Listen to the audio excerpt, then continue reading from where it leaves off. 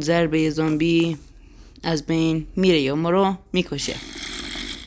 اول بدون آرمور رو چند ضربه؟ 1 2 3 4 5 6 7. اولی با 7 ما رو کشت. حالا بریم برای دوم. برای دوم میریم سراغ زره چرمی. زره چرمی رو بپوشیم، میریم با چند ضربه زره چرمی ما رو میکشه. 1 2 3 4 5 6 7 8 9 10 تا ضربه ما رو کشت. برای زره دوم میریم سراغ زره گلدی. ببینیم با زره گلدی با چند تا میمیریم.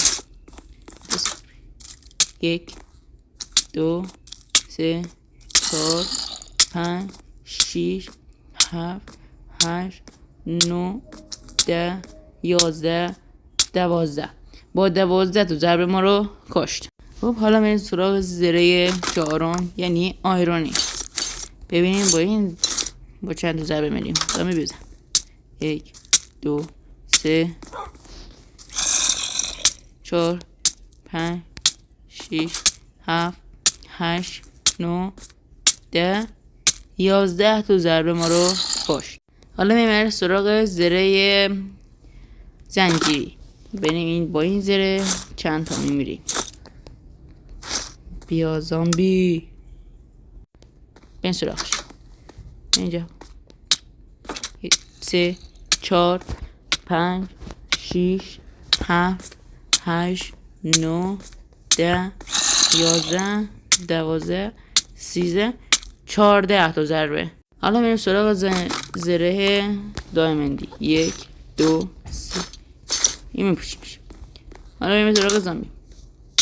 1 2 3 4 5 6 7 8 9 10 11 12 13 14 15 16 17 18 19 20 21 22 23 24 25 26 27 28 29 30 31 32. با 32 ضربه مردیم. بریم سراغ زره آخر. ببینیم با این چند تا میمیریم. 1 2 3